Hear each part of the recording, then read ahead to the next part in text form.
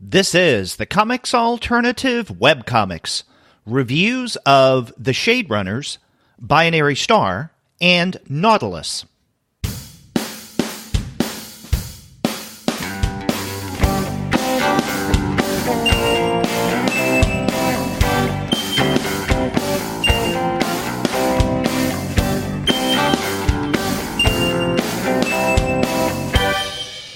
Hello and welcome to another episode of the Comics Alternative Webcomics. I'm Derek.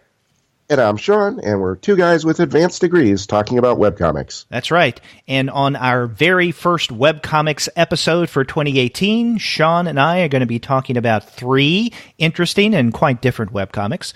We're going to begin with The Shaderunners by Capp and Lin. After that, we're going to look at Jamie Primack's Binary Star. And then we're going to wrap up with an already completed webcomic by Jape, Nautilus. But before we get to that conversation, we want to let all of you know that this episode of the Comics Alternative Webcomics is brought to you by those wonderful folks at Discount Comic Book Service. Go to their website, dcbservice.com, for all of your comics pre-ordering needs.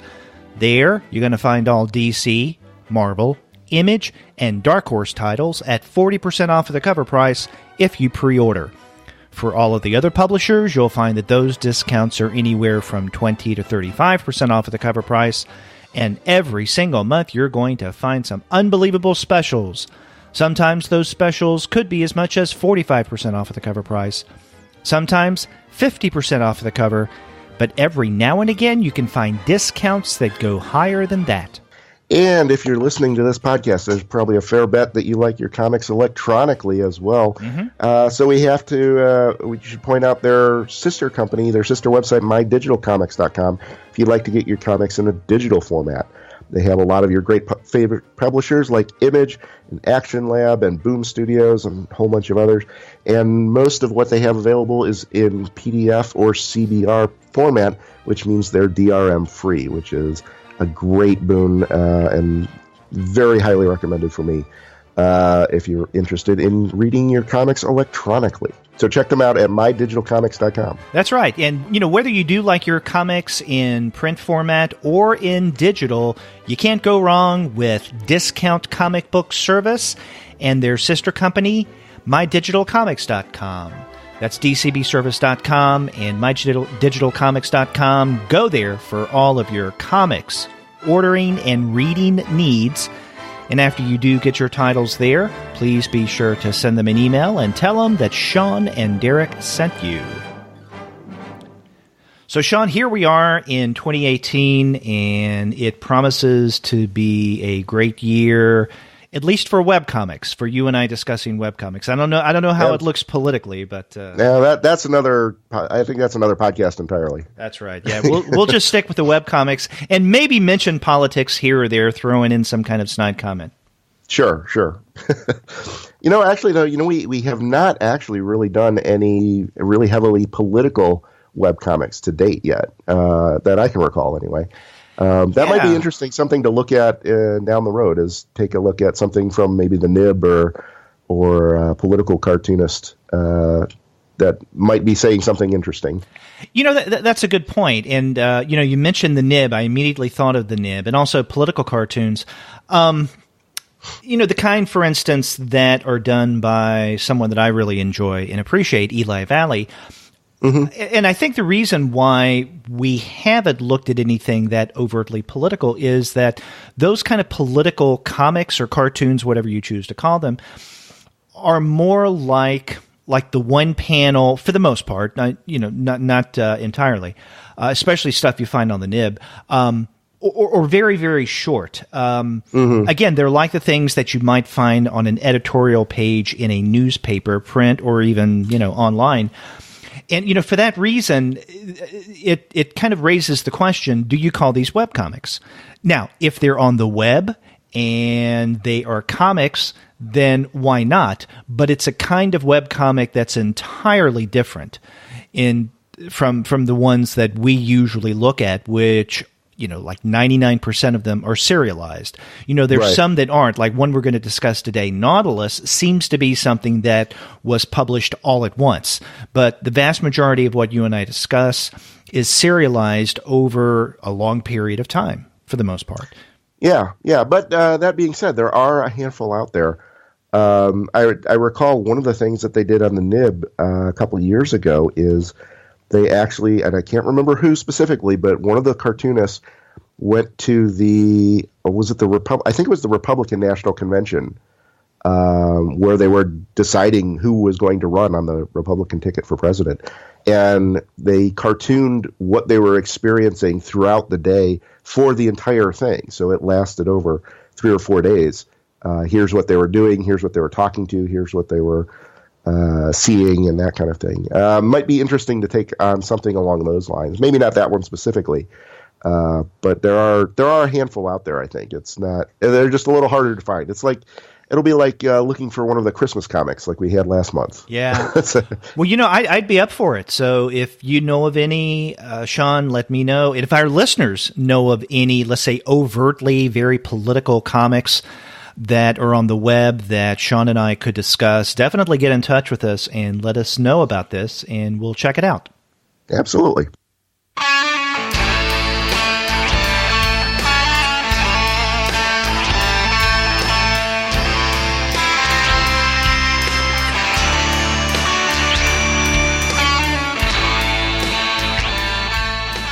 But for this month, we have 3, I guess, largely non-political webcomics that we're going to be discussing. And we're going to begin with the Shaderunners.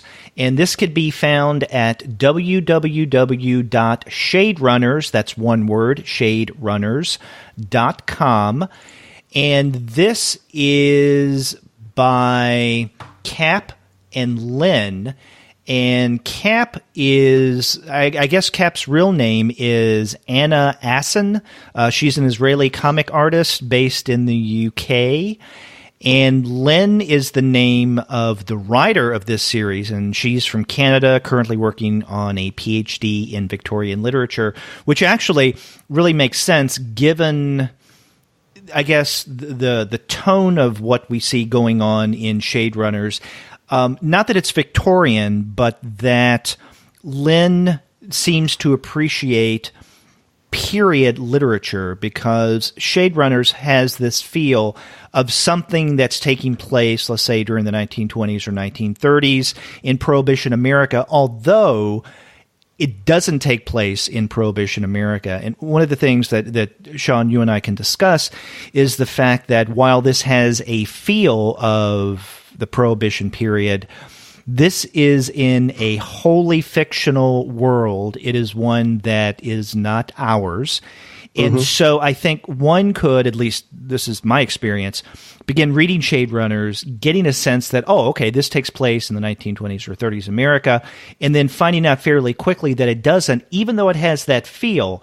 And I felt a little off balance getting into this story because I felt that I guess it was because of my expectations. I had to readjust them fairly quickly. After that, I think it was okay getting on board with the kind of story world that Capp and Lin have created here. But I went into it feeling that this was something that would take place during the early part of the 20th century in the U.S. Well, and I think I don't think that's a bad way to come at it, because a lot of what we see, particularly in the earliest chapters, it has a lot of reflections of that, right? There's this kind of Depression era feel to the whole thing. Most of the cast members are on the lower rungs of society, just trying to get by, doing whatever they can. A lot of manual labor. The one guy works at the docks. Another guy is just a delivery boy.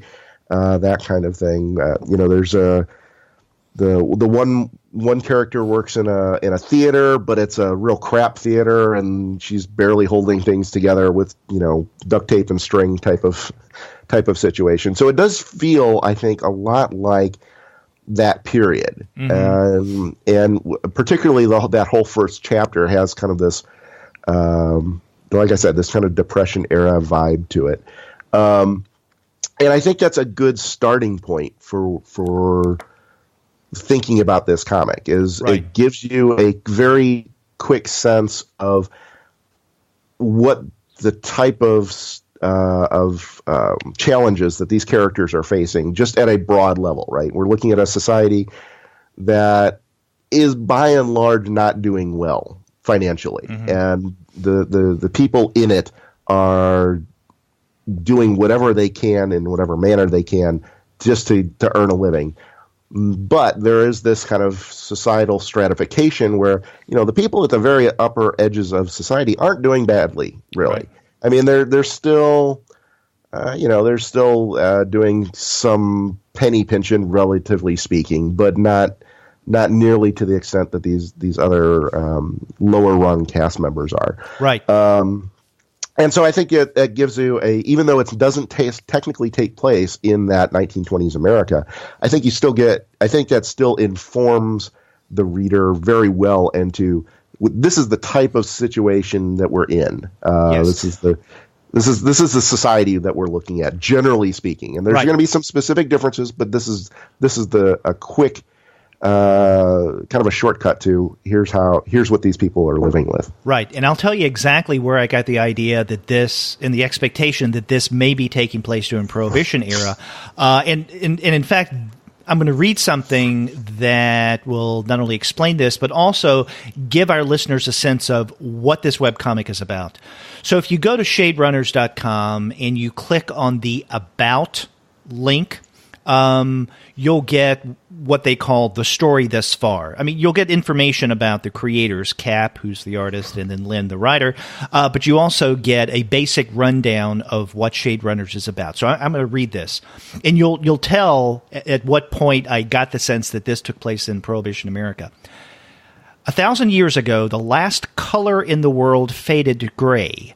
Now, after the great archaeological discovery of Queen Zoraizada's shade-stocked tomb, it stands ready to enter the world again.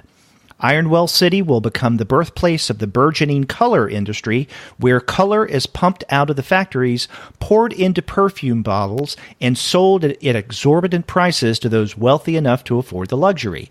At least, that's the plan according to the 5 financiers of the Zoraizadana excavation. 1 part Prohibition fantasy, 1 part Robin Hood, and a whole lot of epic heist. Shaderunners follows a group of ragtag bootleggers and bohemians who band together in an effort to steal color from the wealthy echelons of Ironwell's high society. Among them, a philosopher, a puppeteer, a gutter rat, an opera singer, a naval officer, and a hopeless romantic. Together they run the Glass Dial, former watch shop and future nightclub where all of the house drinks run red. Speakeasy, pal, 'cause the road to ruin is paved with good intentions. Okay, so that gives a sense, I think a pretty good sense, of what this webcomic may be about.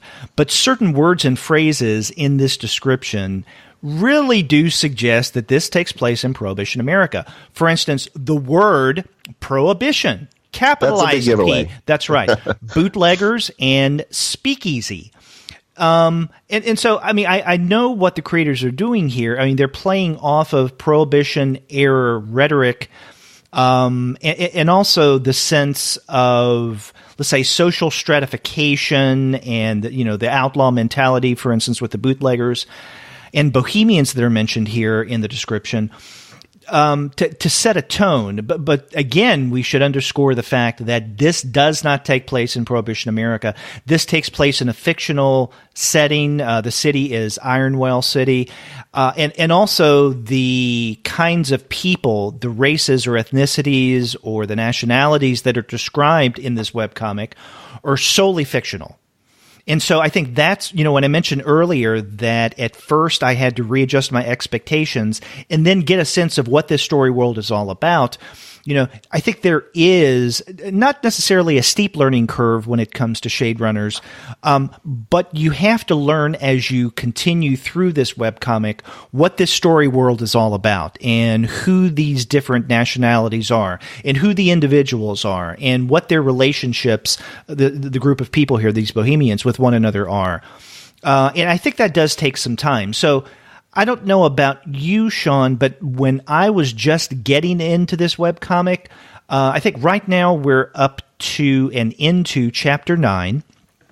But the first, I don't know, maybe 3 chapters, I felt that there were parts of it I wasn't understanding. And again, I think it's just a process of me immersing myself in the story world and the way that the information over the first few chapters is teased out. Not completely. I mean, one of the things that, let's say, Lin, the writer, does not do is she does not engage in heavy exposition, which is good. Although at times I felt in those first few chapters, maybe a little exposition here or there would have helped.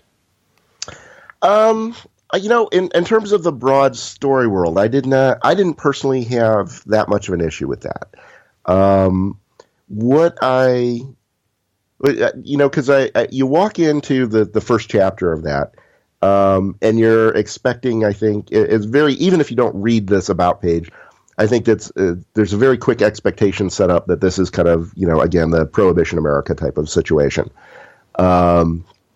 And you got your basic understanding of that. But then towards the end of actually the very last page of the first chapter and then going into the second chapter, we start getting a sense of, well, wait a minute, this isn't quite Prohibition America. I think the first key there is, what is it? Ezra, I think the character's name is, gets shot. Somehow we don't think we ever get the full details of how and why he got shot, but he gets shot in the shoulder, and when they finally pull off the bandages to look at the wound to see how he's doing and try and help him, it's glowing green. And so at that point, I think it's a nice switch up. There's like, wait a minute, something is not right here. Something's different. And I think both Lin and Capp start teasing out that, okay, even though it's teasing with your expectations a little bit. And I think I was okay with that. I didn't feel like there was such a drastic turn that you kind of had to say, wait a minute, this is totally not our world. I think there was just enough. I think they were doing just enough to feed the reader along and say, okay, here's another little thing that's a little different from what we've already set your expectations at, right? Mm-hmm. So we've got this, the green bullet or what have you. Okay, so that's a little different. And then, there's a little bit later they start talking. There's part of the one of the heist bits they get into later. They're infiltrating the higher society, and they have to. There's some explanation about why some of these highfalutin people have tattoos around their neck, and some of them don't. And up until that point, we haven't really seen any of the higher society people, so it didn't really matter, as a story point, right? Because there were just no characters that we had really encountered up to that point that had tattoos or not, one way or the other. So it was just, it seemed to me that I was comfortable with what they were dealing out in terms of the story information. As it seemed to come more or less as needed, I thought. Yeah. Well, you pointed out that scene where I guess it is Ezra who gets shot, and then we do see our first instance of color. It's not, when I said earlier that it took me a while to get into the story world, it wasn't the issue surrounding color, I think, that I had a problem with, and maybe problem's not the best word, because as I think you pointed out, this comic for the most part is either in either gray tones or sepia tones, and it does give it this kind of dated time period feeling, which I really appreciated. And when color is introduced at the tail end of the first chapter, as you mentioned, when Ezra's shot, and we see that the I guess the blood coming from his arm has this kind of green tint to it. We're introduced to color, and it's a little surprising. It's like, okay, well, what is this? And then it's after this first chapter, as we're getting into the second and third chapters, that we learn about the situation that I mentioned earlier, right? That, Queen Zurisahana's tomb having colors, where she had basically collected all the colors, and now the colors are available. And this is a world that had been without color, but now this group of ragtag guys, these younger people, are trying to bring color back into their world. I mean, I understand that. I guess what I was referring to earlier in terms of the story world is what Capp and Lin have done, and it's quite complex, in creating different ethnicities or nationalities, whatever you want to call them. And an example of this, for all practical purposes, our protagonist is Domingo Valdez, and he's described from the very beginning as being from Tourmaline, and he's Tourmaline, and so there was some engagement with the characters back and forth about what that meant, right? Where is Tourmaline? What does it mean to be Tourmalian? If that's the word, if that's the adjective there. And at first I had a hard time. It's like, well, what does it mean, Tourmalian? What is this? Is it a particular nation? Is this, what does it mean? And what is the relationship with other people? What about other ethnicities or nationalities? And I know what they're doing. They're creating a rather complex story world and, so to speak, gently easing readers into it. And so that's what I was referring to earlier, that it kind of took me a while to get into that, especially with my expectations that this was going to take place in a world that we recognized, right? Prohibition America. Right. But yeah, I think what Capp and Lin do with the colors, as we've been discussing, is really one of the highlights of this webcomic. And what they do visually with, let's say, the sepia and gray tones, and then introducing color, and what color does mean for not only the visuals of this webcomic, Shaderunners, but also to the story content.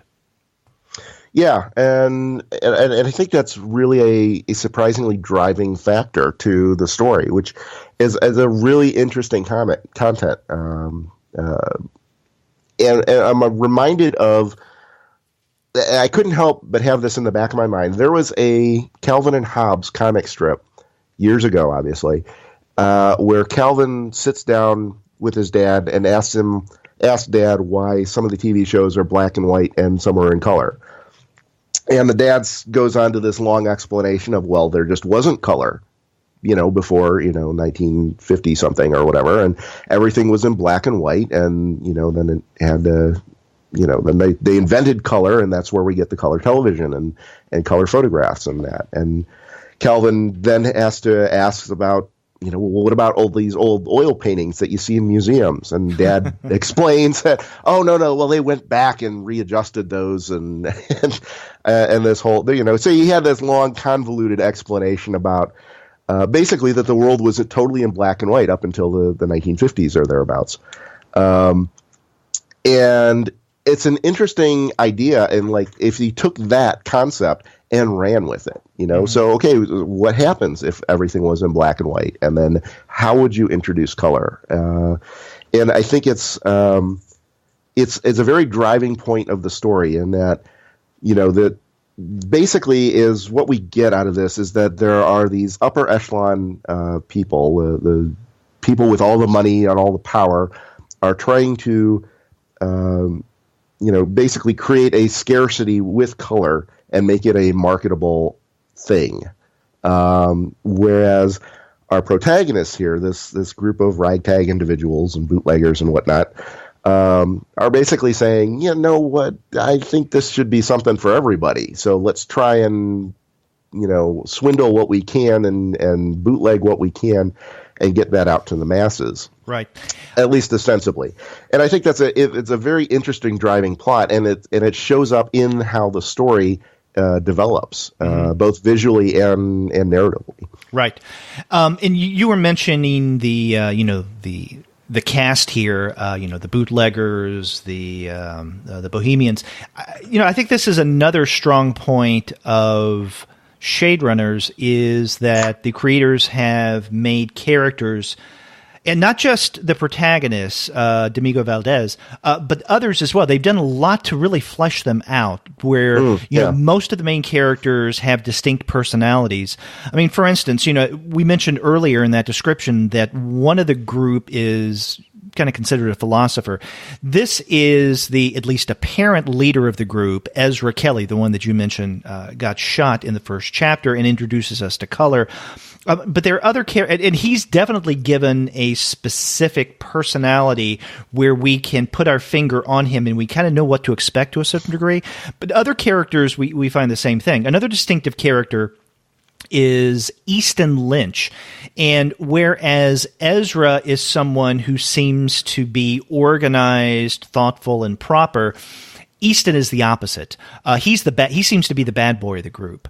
Another character that I think is quite distinctive is Evo Keys, and this is someone who wants to be an opera singer, or maybe I guess is an opera singer, but you know, in the character description on the cast page, Ivo is described as she/he, and so I don't know. I don't remember that they've really addressed this in the webcomic proper, that Evo, I mean, visually they have, I think, to some degree, but in terms of the action or even any kind of exposition, I don't think yet we've been introduced to Evo as, let's say, gender ambiguous. At least it hasn't been addressed directly. But then there are other characters we don't know as much about, but I think they are given distinct personalities. There's Pamita Fortinbright, as well as Sentender Holly, who is, I guess, actually a soldier in the story, right? In the community where she is. Autrian. Again, a kind of nationality, or I guess an ethnicity, I'm not sure, part of the Austrian military, but who is a part of this group. So I think that both Capp and Lin do a great job at fleshing out and making complete and distinctive the various characters in this webcomic. Well, and to carry that a step further, not only are all the characters very individualized, but their relationships with one another are also very individualized. Yes. Right? The way that Dom interacts with Ezra is very different than the way he interacts with Tamina or with Easton or any of the other characters. They each have their own, every set of characters has their own relationship and their own dynamic. Mm-hmm. And even though they're all basically friendly with one another, there's still a different give and take with each set of individuals, which I think it makes for some really compelling storytelling. Right, and also this is a story world where sexuality is quite fluid, right? So some of these characters at times seem to have a relationship, at other times like a sexual or romantic relationship. Sometimes they may not. Again, it kind of comes in and out. It's fluid, as I mentioned. You know, another character that I didn't mention, and this is someone who is not listed on the cast page, but you know, this is another big plus for this webcomic for me. This is the, I guess we can call him the radio announcer who ends every single chapter. And we see him, and I assume it's a him, although there's something about him that looks a little gender ambiguous to a certain degree, and that may be the way that Capp illustrates. But he's holding like an old-timey microphone, right, that you may expect that they used for radio back in the 1930s. And he also speaks in a tone that suggests, you know, be sure to tune in next week, folks. That kind of sense. And I'm looking at the very last page of the first chapter, and the radio guy says, presented here for the first time, the most colorful graphic yarn of our time. Next week, we bring you more dastardly dames to match our lineup of fine fellas. Not to mention a green bullet, a very special locket, and a whole lot of trouble for our intrepid hero, Domingo Valdez. Don't fail to tune back in on July 15th for another exciting caper. It's going to be the Jay's Whistle. The way he talks, the alliteration, the emotion, the kind of exaggeration, I think. And, of course, I was playing up the exaggerated rhetoric. But I think that all of these final chapters or final pages of each of the chapters that we have so far completed, which are 8, we're into the 9th, they end like this. I like that because, and again, that does give it a sense of, let's say, early 20th century feel, right? Because, the primary entertainment was radio. That was the technology at the time.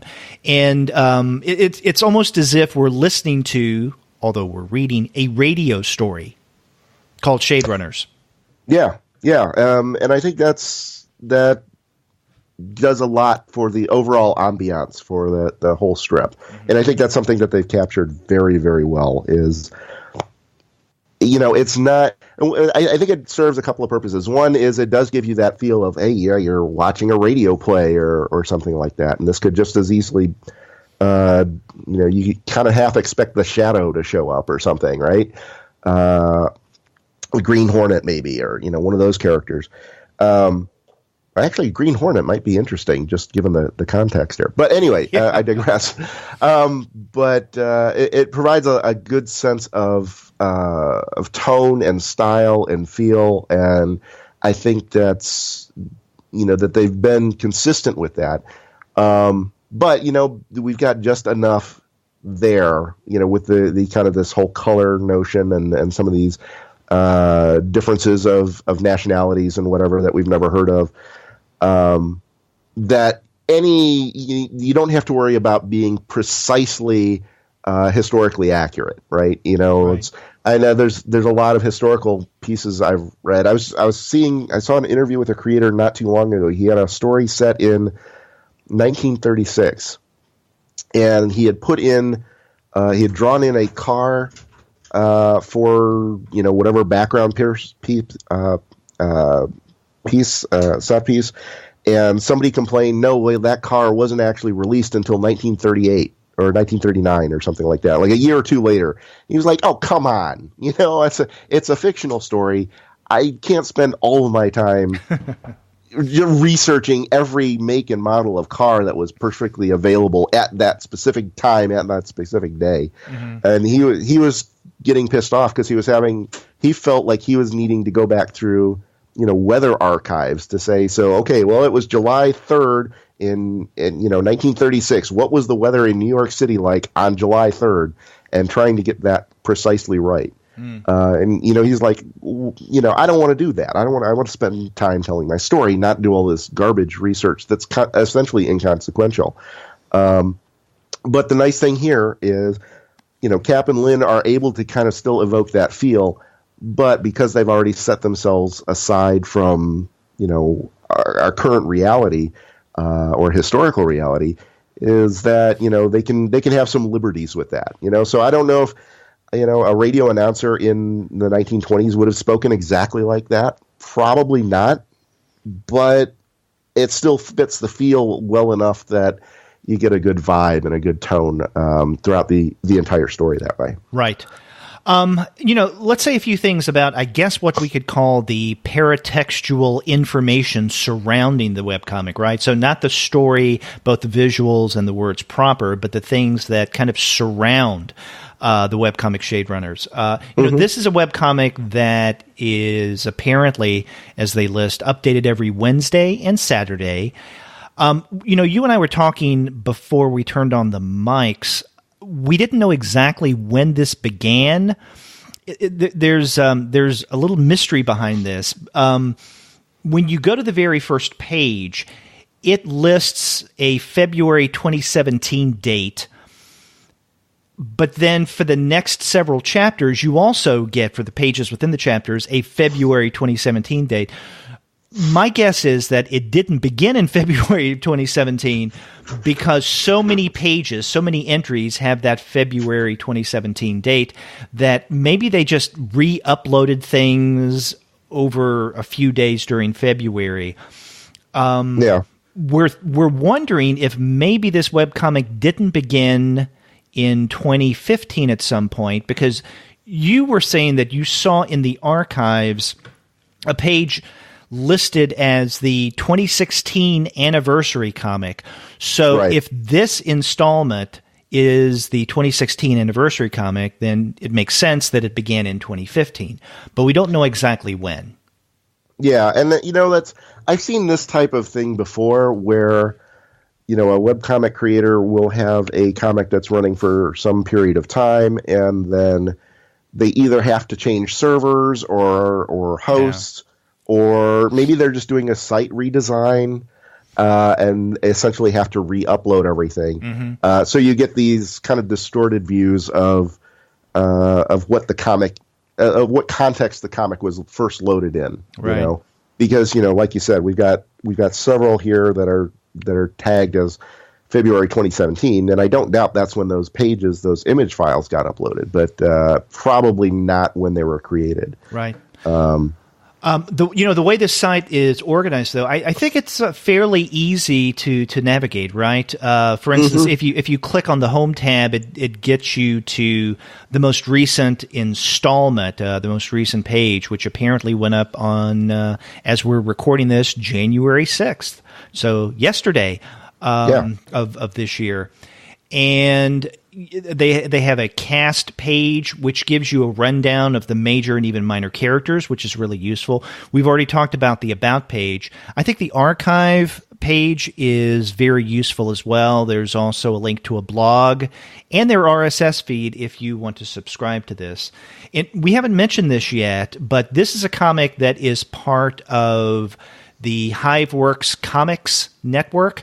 And you and I have discussed several, and also before you, I guess, Andy Wolverton and I have discussed several Hivework-based comics in the past. And I know one of the reasons why we're doing this is because I want to do another Hiveworks comic, because for the most part, I like what they do.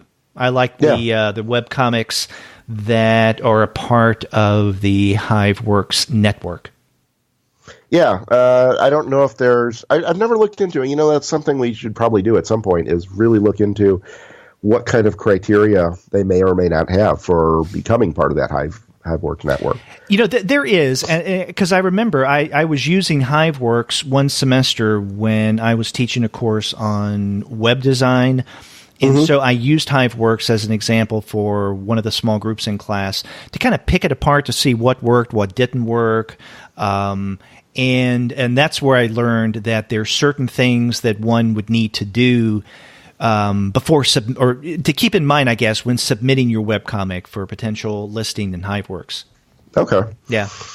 I think that it is a well done site. They even have a store. So, for instance, if you click the link to Capp and Lin's store, I don't think that there are any books available. I don't think Shaderunners has been published at all in print copy, but you can get sketches.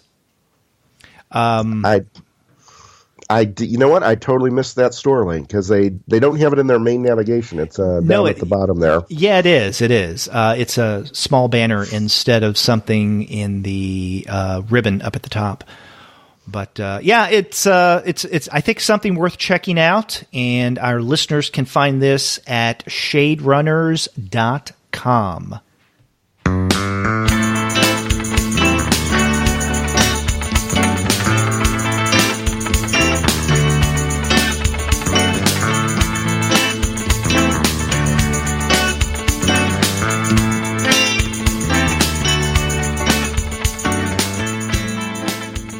So let's move on to the second webcomic that we're going to be discussing for January, and this is Jamie Primack's Binary Star, and this can be found at tapas.io,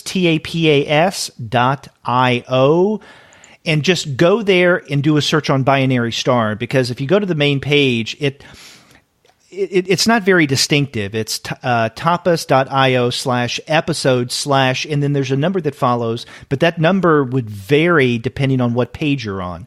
So just go to tapas.io and then do a search for Binary Star. Now, on the topic of Tapas, is Tapas like Hiveworks Comics, kind of a collective of various webcomics? That's my understanding. Yeah, I haven't not looked into it as very deeply, but my understanding is, it works much the same way. I think they do provide a little bit more of a kind of a hosting format as well, whereas Hiveworks, as we kind of saw with Shaderunners, they've still got their own site. Right, the creators have their own sites. It's just right, and they're just connecting into with that network. Exactly. I think Tapas actually has some hosting capabilities as well. So if you don't want to or can't, for whatever reason, host it on your own site or your own domain, then you can upload it through their site. Yeah, this is my first introduction, I guess, to Tapas. I didn't know about it before, getting to Binary Star, which you had recommended, and I looked into Tapas a little bit. And what's interesting about it is not only is this a place for people to publish comics, but also novels, prose. Yeah. Where you don't have the visuals, or you don't have many. In other words, you don't have comics. So if people wanted a host for what they're doing in terms of either webcomics or even writing a novel online in terms of prose fiction, then they may want to check out Tapas. Yeah, and I think that's what Jamie here has chosen to do. This is one I think we're fairly confident that she actually did start this in February of this year, right? Or last year. Last year, I'm sorry. Yes, I forgot. See, I'm writing 2018 on my checks too, or 2017 on my checks too. You still write checks? No, I don't. But I don't have any. I don't have a comparable joke other than that. Okay. I don't. Where do you actually put that anymore? Is that? I mean, your clocks even update on daylight savings time. So, who actually does follow the year that closely that they trip up on it anymore? I don't know. Anyway, it's a little bit of a tangent there, but yeah. So I think what Jamie has done here, she's launched the site this over the past year, and has been keeping up with it fairly consistently, from what I can tell. Yeah. This is something that apparently is updated every Monday, Wednesday, and Friday. As you mentioned, this began in February of last year, and the way that it's described now. Okay, I'm assuming that the other webcomics on Tapas, it's the same case, but the way that things are laid out on this webcomic on Tapas, you don't have the same options as you did, let's say, with what we were discussing in terms of Shaderunners, right? So there's no link to an about page or an well, I guess there is kind of an archive, or a cast page, or a link for the blog, or anything like that. So the only thing we get in terms of description is toward the top in the, I guess the upper left, which is where you have, I guess, what we could call an archive. This is described as an intergalactic bounty hunter pursuing an alien outlaw realizes she'll have to team up with him to make sure she collects his bounty before anyone else does. And so basically that's the description that we're given, and we're up to, it looks like, 130 pages, or as they call episodes, of Binary Star so far. Yeah. Which breaks down into what? We're into the 6th chapter right now, and each chapter is about, 22 pages long, I think? Yeah, looks like she's doing these as a kind of a traditional pamphlet comic design. So yeah, she's taking every installment is one, looks like about a full page that you would find in a traditional comic, and each chapter, each episode runs 25 pages, just like you would find a regular comic book in a comic shop. She's even got if you go back to her personal site, she's actually got a store with a couple of those available for purchase in print copy as well. Oh, okay. Yeah, okay. I just now see where to go to her website. So she has what available, you say? Basically pamphlet versions of I think I only saw the first 2 chapters, the first 2 volumes, I guess she's calling them here. But yeah, you can buy it as a 22-page comic for $5. Yeah, yeah. And just something to throw in your long box if you prefer the hard copy instead of a digital version. Yeah, that's right. So if you go to her website, which is Jamie Primack, JamiePrimack.com, and click and you enter the site and you click on the shop link, then you will find what Sean is describing. Now, I gave a very, very brief description that is listed on the Tapas website. And basically, this bounty hunter is called, her name is Zaki, Zaki, and she is a human. This is a science fiction story. She is a human from the world, or I guess the planet, Anaxis. And she is after someone that's called the Snowman, and the Snowman is from a race called Hakden Zereft. And the Anaxisans, if that's what you call them, have been at war with the Hakden Zerefts for quite a while. And so there's, to say the least, animosity between those two races. But there's something about the Snowman, this particular character that they're calling the Snowman, that has gives him a gigantic bounty on his head. And so not only is Zaki after him, but we find out that others are after this character, the Snowman, as well. And I think that's one of the things that's enjoyable about Binary Star is that Zaki, she seems to be a fairly adept bounty hunter. At the same time, she seems to get herself into these fixes, for instance, sometimes in competition with others who are trying to get the Snowman, sometimes kind of fumbling around, that gives this webcomic a humorous feel to it, right? So on the one hand, there is some serious sci-fi going on. On the other hand, I would be okay describing this as a humor comic in places. I wouldn't. It definitely has some humor to it, but I wouldn't go so far as to call it a humor comic. The first chapter is called "The Big Cosmic Joke." Well, yeah, that is true. But I kind of look at it the same way as maybe the Star Wars films, right? There's it's action adventure story, developed characters, aliens, the whole bit. But then there are these moments of levity. They're blasting. Han Solo and Luke Skywalker are blasting into the detention center to save Princess Leia, and he gets on the comm. Han Solo gets on the comm and says, "Hey, yeah, we had a reactor leak. We got to clamp down now." And he just kind of makes some stuff up, and he ends up shooting the comm. Ends up shooting the console, right? Yeah. Little light moments like that throughout the movies, or in the latest Star Wars movie. There's the whole bit between Poe and General Hux, which I haven't seen. I'm way behind on my Star Wars movie watching. I won't give anything away, but in the opening scenes, if you have seen the movie, the opening scenes of the new Star Wars movie, Poe is having a conversation with General Hux over the intercom or whatever, and Poe is basically just taunting Hux for the purpose of biding time, and that scene is specifically written as a humorous one, and everybody in the audience, when you're in the theater, everybody in the audience immediately picks up on what's going on before the General Hux does, and starts chuckling. You'll hear laughter, as you're going through it. But for the most part, the movie is an action adventure movie, and I think we get this. I think we get the same thing here, right? So maybe Binary Star isn't a humor comic, but I do think that there's more humor embedded in this webcomic than in Star Wars. Probably, yeah.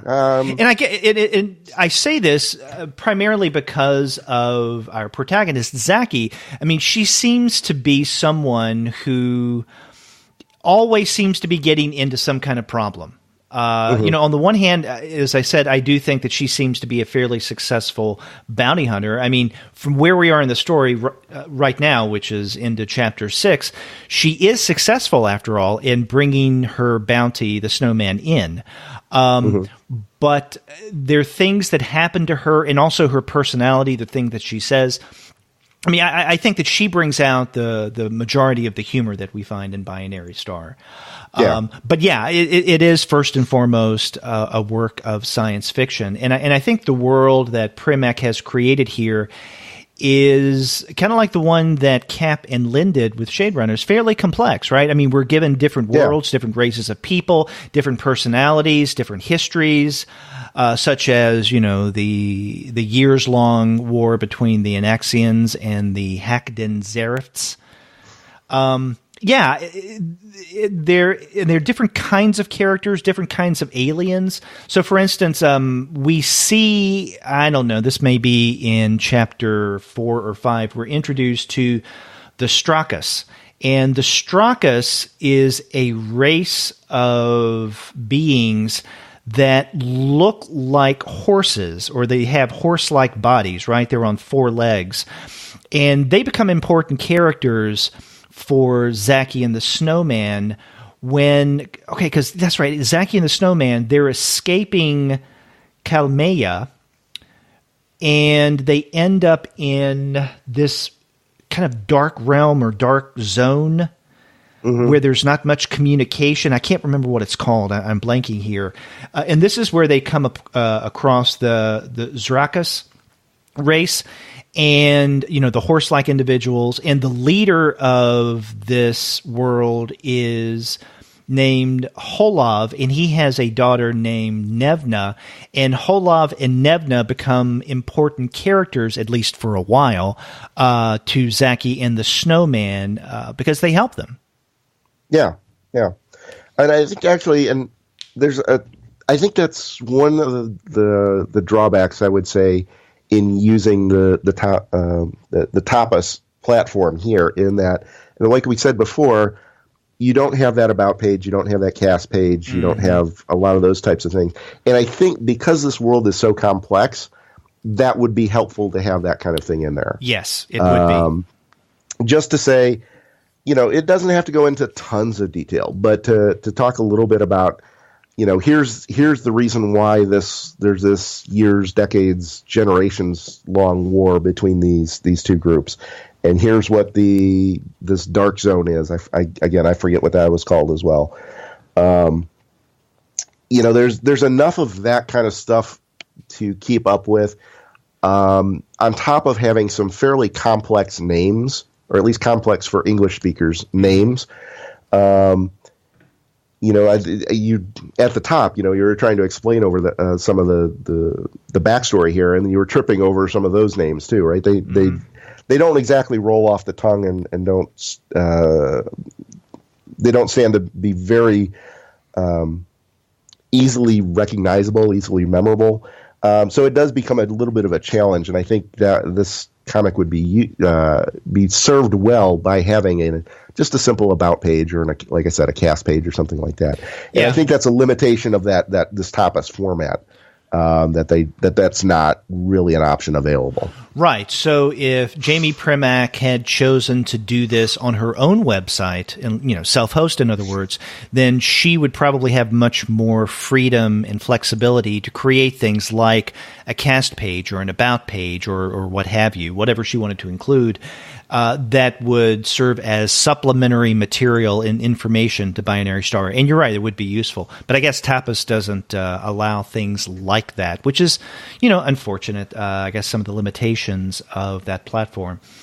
And you're right, some of the names that were introduced here are, obviously otherworldly, sci-fi-ish names that may be at times hard to pronounce. We've already mentioned Zaki and the Snowman. I mean, the Snowman's easy enough to pronounce. And Kalmea. But there are other characters that were introduced to fairly early on. There's one, I guess, kind of wolf or dog-looking type creature who stands upright named Drezek. That becomes important for a while, and then later on, I think it's around chapter 5, we're introduced to Drezek's brother, Revik, and Revik has a particular interest in Zaki because of what happened to Drezek, which maybe I guess we shouldn't give away. Yeah. And there's the aforementioned Nevna and Holov. Those are the horse-like beings, I guess, if you want to call them that, the Strakas.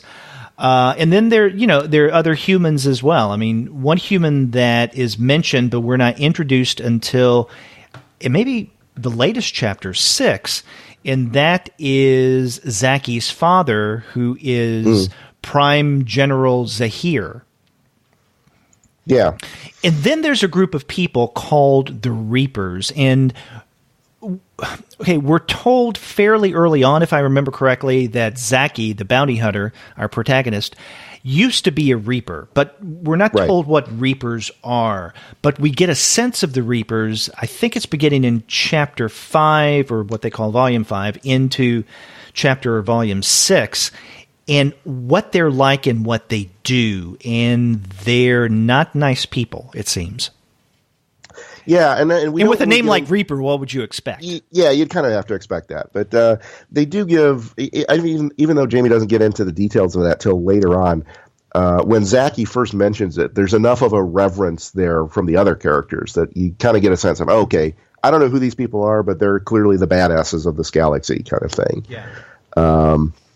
But yeah, those are... Again, and the people you have to watch out for. Not just badasses, but people you steer clear of. Yeah, absolutely. And we do get to see them later, and in particular against Zaki herself, which makes for an interesting dynamic, because not only you've got the people who are all trained essentially in the same way, in the same manner, fighting against one another to see who actually is the best in that sense. But it also you start questioning, well, wait a minute, why is Zaki no longer a Reaper? Right. Is that something that she left for some kind of moral reasons, or was she kicked out, or what happened there? And there's an interesting tension going on there on top of just the basic survival type of situation. Right, and that's something that I'm expecting we will learn later on as the story continues. Sure. Getting back to that earlier description that I read, very brief, just, I guess, the one sentence, an intergalactic bounty hunter pursuing an alien outlaw, realizes she'll have to team up with him, yada, yada, yada. I have to tell you, I mean, that does explain it, and after having read what we have of this webcomic so far, I guess its first almost year, tell me, Sean, if this makes sense to you. I couldn't help but think of Midnight Run as I read this, because it struck me as somewhat similar. You have a bounty hunter who goes out to find his target, or in this case, her target, and then in the process of bringing the bounty back, they undergo a series of adventures where they have to work together, as a result become closer, and there's also that sense of humor that pops up every now and again. Did you think of Midnight Run, the movie Midnight Run, when you were reading this, or does that make sense to you that I would think of it? It makes. I didn't think of it, but I have. That's not a movie I've seen in good grief. I don't know how long. But yeah, I can totally see where you're going with that. It didn't spring top of mind to me, but I can totally see that that comparison. Mm-hmm. Yeah, this was a fun webcomic. I enjoyed it. I do have to say, though, that there were times that the art took me away from the story, or took me out of the story momentarily, because there are some places, and I don't have an example readily at hand, but there are some instances where primack's illustration seemed a little unnatural. For the most part, I think she draws in a more realistic way, right? So the humans look like humans. The aliens, however they're supposed to look, are supposed to look like aliens.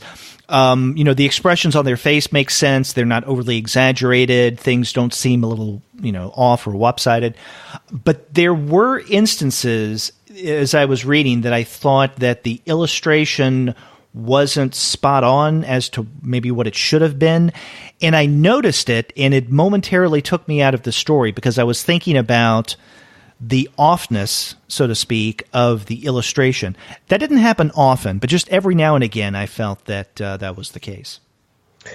That didn't bother me. I know what you're talking about. It didn't bother me personally, because I'm looking at this as she's been updating this for the past year now, 3 days a week. Mm-hmm.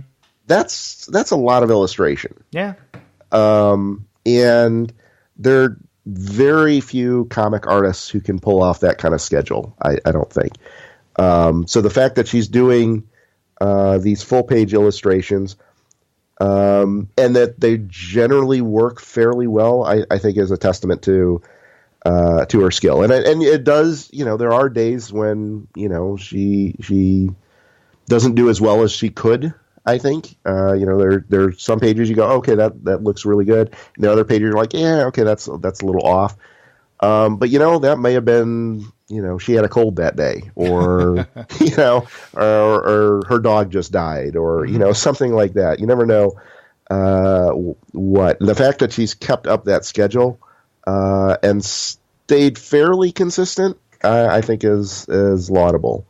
Yeah, and if you do go to her website, again, that's jamieprimack.com, you can see not only examples of her art in Binary Star, but also other illustrative work that she's done. And you can tell that some of the other stuff is noticeably different in terms of the detail and the illustration style. So, the kind of art that we find going on in this webcomic that is apparently updated 3 times a week, is different. And again, it's because of, I think, some of the reasons that you mentioned, right? She's trying to update this, fairly frequently. And so she may not be able to attend to the illustrations in ways that would allow her, let's say, sometimes kind of a cleaner look. Mm-hmm. But this is an interesting webcomic. I definitely think it's something worth checking out. Yeah. The only thing, honestly, and I'll come back to this again, the only thing that bugged me was just that tapas format. Yeah. That we didn't have an about page. We don't have a cast page. But otherwise, I thought it was a very enjoyable webcomic overall, but particularly if you're into the sci-fi thing, and kind of like you said, something like a midnight run but in outer space. I think that's a good description. If that sounds like something you'd be interested in, this would be a good comic for you, I think.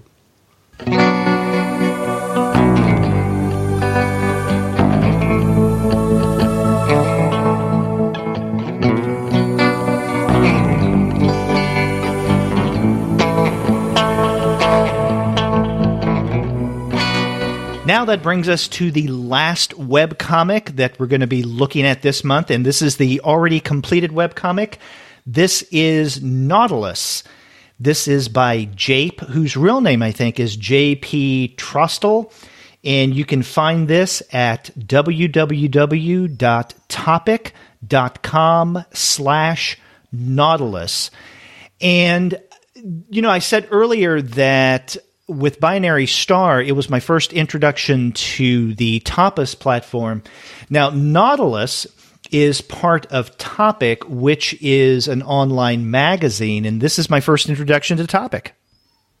Same here. I only came across it because somebody pointed it out to me on, I think it was Facebook. Huh, okay. Yeah, I went to the Topic website, and the way that they describe Topic, it says, Topic is an ambitious new entertainment and storytelling studio from First Look Media, dedicated to working with creators at the forefront of culture. From Academy Award-winning films to television, audio, and digital, we explore a wide range of subject matter, both fiction and nonfiction, with an emphasis on stories of consequence. On Topic.com, we focus our efforts on visual and audio stories programmed around monthly themes. Our approach, challenging, compelling, and unconventional, reflects our commitment to discovering and amplifying independent new voices and supporting established ones. So every now and again, they'll run a webcomic, but there are other media that I guess are included here as well. Articles, I guess, fictional prose and whatnot. Mm-hmm. Yeah. And I didn't catch the specific theme for this particular issue. But the Nautilus story in particular is basically, it's a very distinct departure from what we've been talking about. It's a quiet story about how JP here deals with the aftermath of his mother's death. Right, yeah. And, another difference between Nautilus and the other two webcomics that we discussed on this month's episode is that I'm assuming that this is one that was published all at once. It's a relatively short webcomic, and it's one of those where you scroll down quite a ways to get the entire story. I didn't count the number of panels, how many of them there are in all. Not that long. I think you can easily, relatively quickly read it, but don't let the brevity of this webcomic determine its, I guess, depth and potential impact, because there is a lot to Nautilus. Yeah, and I was sitting here thinking about it.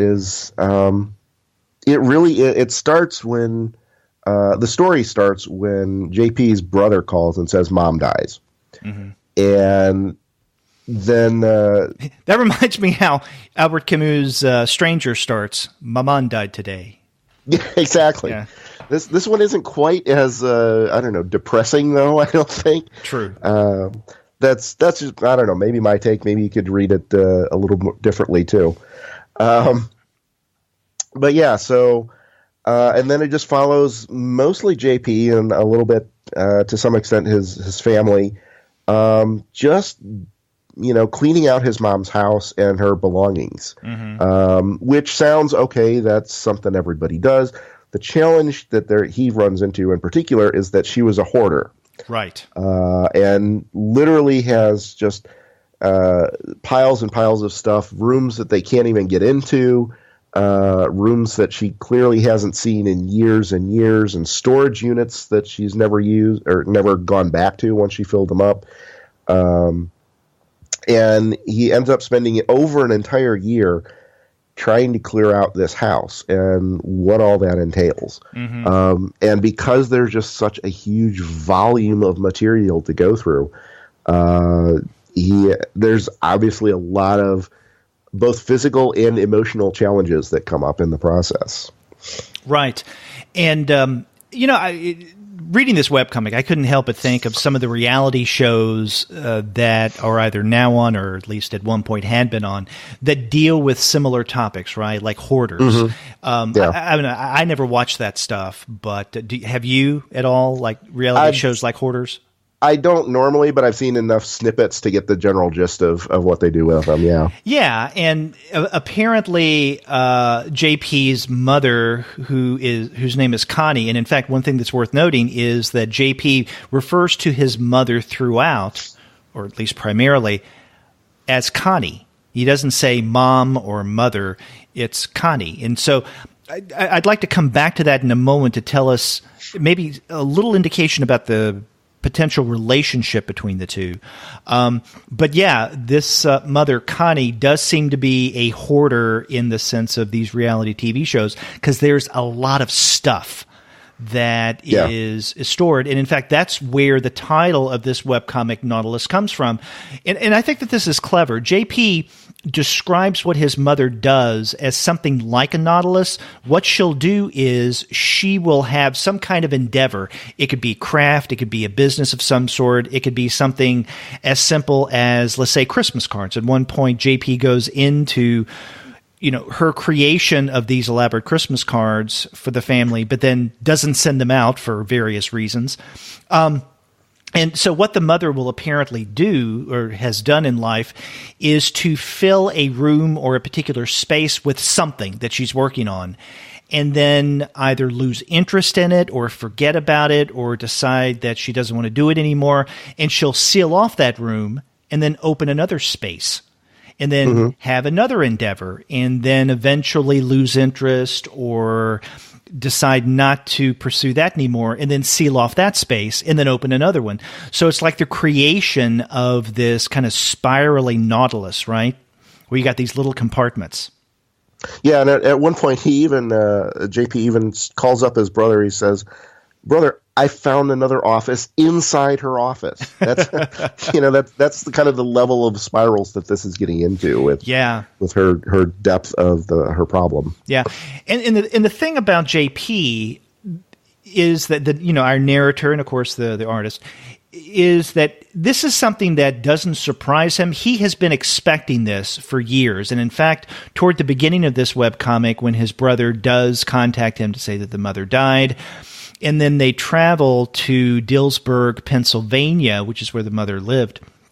He and his brother. JP already has a game plan. because he said he's been thinking about this for years. And he has, this layout of the house and what to tackle first, what second. In other words, he knows how his mother is and what kind of hoarder she is and the kind of stuff they may expect. And so he does come up with a game plan. His brother's plan is basically to, as he says at one point, gasoline and a match.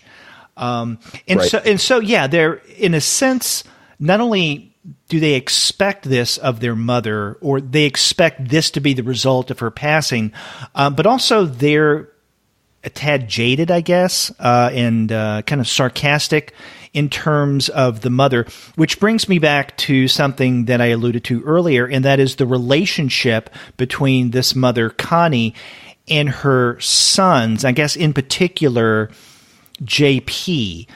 And I don't know about you, Sean, I couldn't really ferret out much information about the relationship between Connie and JP, although I do think that there's a lot embedded in this relatively short webcomic to tell us a lot about JP by himself, and also to tell us something about Connie, at least in places. Yeah, you know what? Actually, I got the sense that there's a lot there about JP. There's a lot there about Connie. There's even a decent amount of, for as little as he shows up, there's a decent amount about JP's brother, who I don't think is actually named, if I remember right. Brent, I guess it is. Okay. And there's a little bit there on Brent. And because of that, I think you get a sense of, even though you don't see anything with the specific interaction between JP and Connie, or JP and Brent, or Connie and Brent, because of how JP is dealing with all of this stuff and the stuff that he is finding, I think we're able to take some, I think, reasonably educated guesses on what that relationship was like. And you're right, it's not spelled out at all. But I don't know that it needs to be. I think it's, and I think that's where a lot of the power of this particular story comes from, is that you're seeing a lot of what JP is dealing with, and most of it is not emotional. Right. It's, it's the physicality of, okay, here's this attic full of crap. How do I get it down the super steep steps and out the door? And here's a rental unit, garage unit that's also full of crap. What the hell's in here? Where did all this stuff come from? Right. But then there's just enough there, these kind of emotional outbursts where, okay, I'm just done. I'm fed up with this shit. Excuse my French. I just need to get on, and why the hell am I even dealing with this? And there are those moments. I mean, you're talking about emotional outburst. About halfway, maybe not quite halfway through this webcomic, there's one point where JP is having some haulers take away a lot of the junk that's been ruined, that he finds that his mother stored. And at one point during the storm, he goes outside and he screams, "Mom, craft time is over." And of course the haulers witness this and they don't know what to make of it. And then there's another moment a couple of panels later where JP is all frustrated and his wife and sister-in-law hear from outside him screaming, "God damn it," while he's in the attic. And then soon after that, we see JP almost in a fetal position, and this is where he's describing those Christmas cards that I alluded to earlier that his mother had created and, even put in envelopes but never mailed. And he says in frustration, in kind of in a pathetic way, in this almost fetal position, all you had to do was to go to the goddamn post office. But of course, his mother never did that, right? So you're right. There are in this webcomic these moments of emotional outbursts, frustration, and irritation. Yeah, and I think that goes to, particularly that moment you just described, goes a lot to what that relationship they had was. Even though, Connie shows up in exactly one panel, and I'm not sure if it's intended to be a flashback to when she was just sleeping or actually a shot of when she's dead, because it's the same situation, basically. She was found on the couch because she had filled up her bed with all her crap. Actually, we see her later, toward the end, in the photographs, right? In the photograph. Yeah, right. And this is interesting in that, this is by far not the only autobiographical type comic that, in this case, webcomic, that utilizes actual photographs, especially toward the end of the narrative, right? As almost something like a reveal to give a kind of real world anchor to the cartoon or the comic that we've been reading, this autobiographical or biographical story. And so there's something very tangible about these photographs. And this is toward the very end of the webcomic. We do see, 3 photographs of Connie. One when she was younger and the kids were really young. One, she's at, I think, the Berlin Wall. And another one is when she's older, taking a trip with, I guess, her husband. And so, you're right. We don't see much of Connie, but we see the after effects of Connie's condition. Right. And I think because of the way that JP deals with this, particularly, like I said, that one scene where he's in the fetal position and he's like, all you had to do was go to the post office. You get the sense he's had that conversation with his mother a zillion times. Mom, why are you doing this? Mom, just do this. Just finish this. Just throw this out.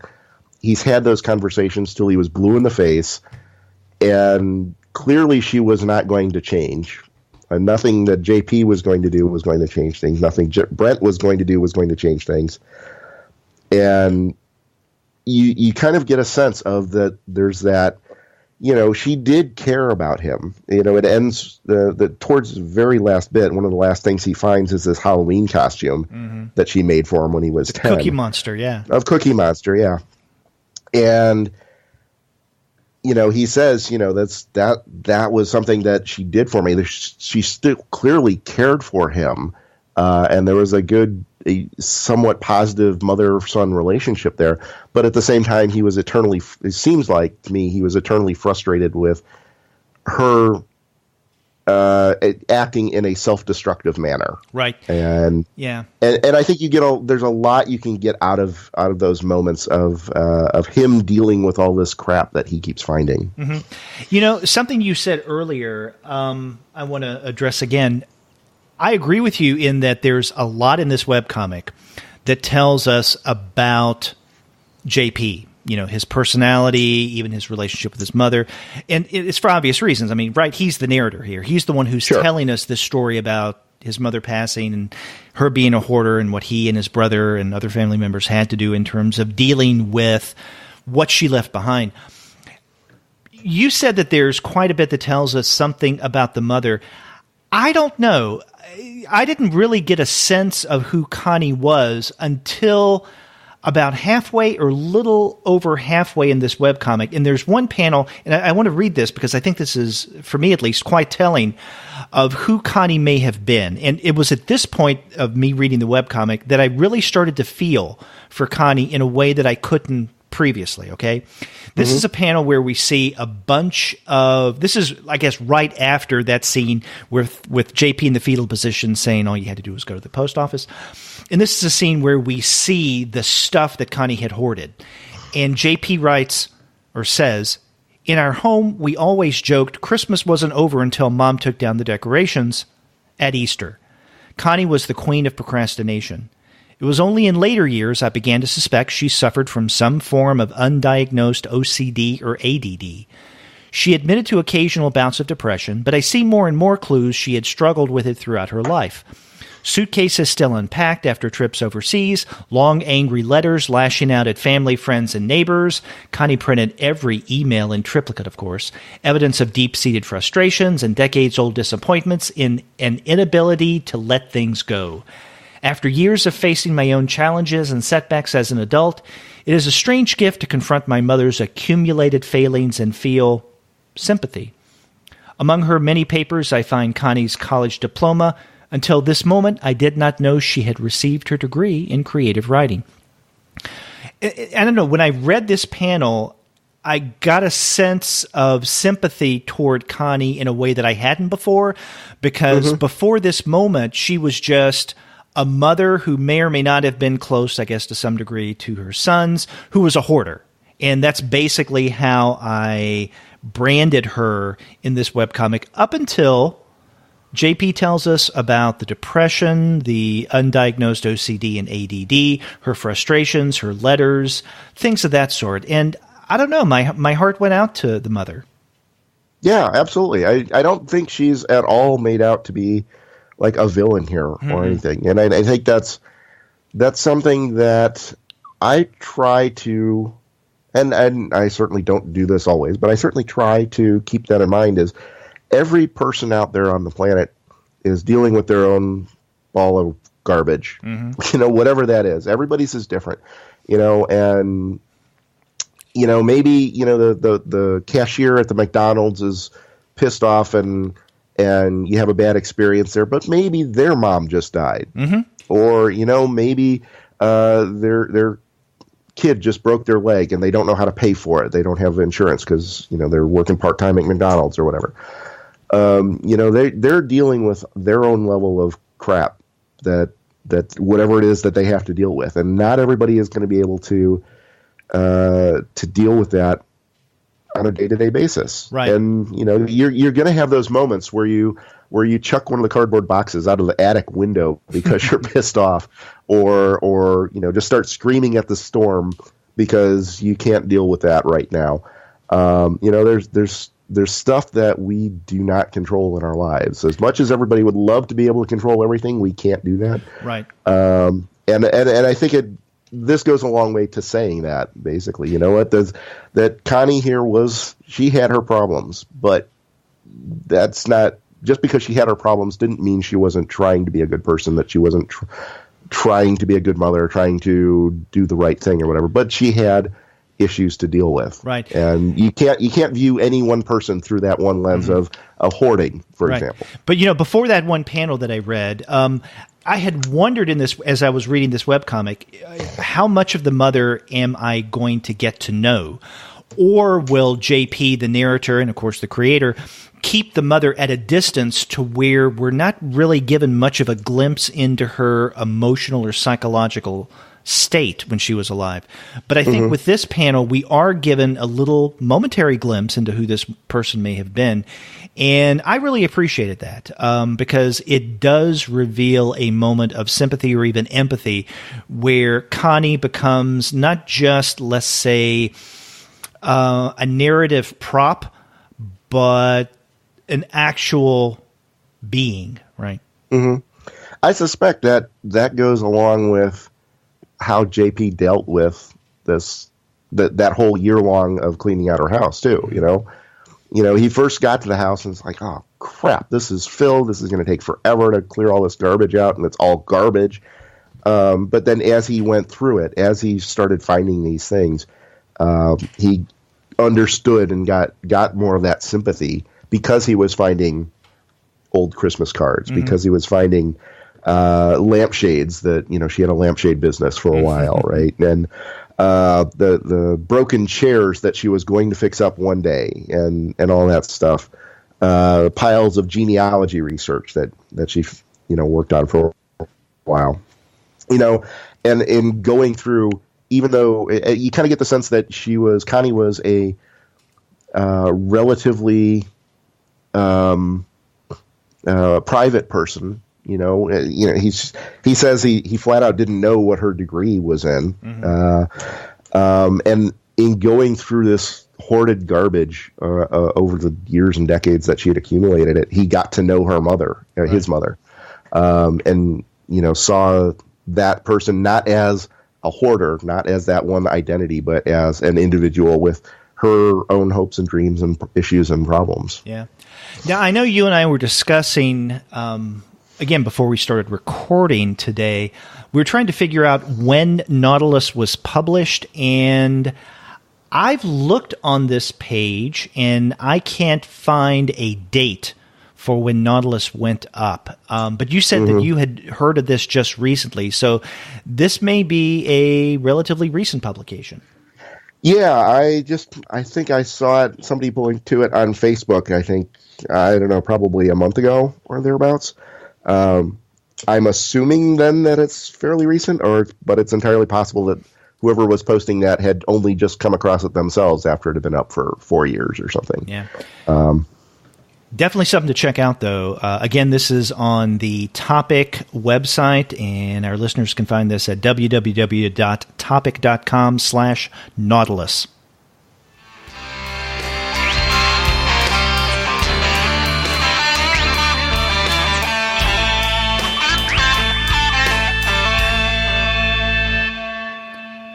Sean, 3 interesting webcomics, great way of starting 2018. We began with Capp and Lin's The Shaderunners, and then after that we looked at Binary Star by Jamie Primack, and then we wrapped up with Nautilus by Jape, whose real name, I guess, is JP Trostle. Yeah, all good stuff, all going in very different directions. I like doing our themed shows from time to time, but I also like these ones where we're just all over the map, too. That's right. And, it's always fun doing these webcomic episodes. And we'll continue throughout 2018. We'll be coming back next month with more webcomic goodness. And if you want to find great comics, kind of like the ones that Sean and I have been discussing on this episode, then you would do well to check out the website of our sponsor, which is Discount Comic Book Service. That's dcbservice.com. There you can get comic books and graphic novels, trades, and what have you in print. But also be sure to visit their sister site, which is mydigitalcomics.com, if you prefer your comics in digital format. That's mydigitalcomics.com or dcbservice.com. You can't go wrong with those guys. And after you do get your comics there, get in touch with us and let us know what you're going to be reading. If you go to our website, comicsalternative.com, you'll find that you can leave us a voice message online via SpeakPipe. Or you can call us the old-fashioned way by picking up the phone and dialing 4153-COMICS. That's 415-326-6427. And if you'd like to suggest comics for us to take a look at in a future episode, it may be easier to contact us by email. That way you can get the email address, the website address right, and include a nice link for us to jump to. If you want to do that, you can reach us both at twoguys, TWOGUIS, at comicsalternative.com. Or you can contact me directly at Sean, SEAN, at comicsalternative.com. And I'm Derek at comicsalternative.com. You can find us all over social media, such as on Twitter, Facebook, Tumblr, Instagram, Google+, Goodreads, Pinterest, YouTube, and we have a Slack channel. You can subscribe to the podcast through Apple Podcasts. You can stream us on Stitcher. You can also find us on TuneIn, on Spotify, on iHeartRadio, and on Google Play Music. But you can find every single one of our podcast episodes, as well as the reviews and comics-related commentary that we post on our blog, simply by going to our website, which is comicsalternative.com. It's an easy way to remember us, I think. That's right, yeah. And if you go to comicsalternative.com and click on the Contact Us tab in the ribbon at the top, then you'll find all this contact information. So there's no excuse for not reaching us, because there's so many ways for you to get in touch with us. Exactly. Why aren't we hearing from you people? Yes. Come on. Yeah, get in touch with us. That's a New Year's resolution you should all take. Yes. Contact us, get in touch with us, make sure we know what you're thinking. Yeah, and not only do we want to hear reaction from our various monthly webcomics episodes, but we'd like to hear what webcomics that you enjoy and would recommend that we discuss on the show. Absolutely. Yes. And until next month, I'm Derek. And I'm Sean, and we'll see you soon.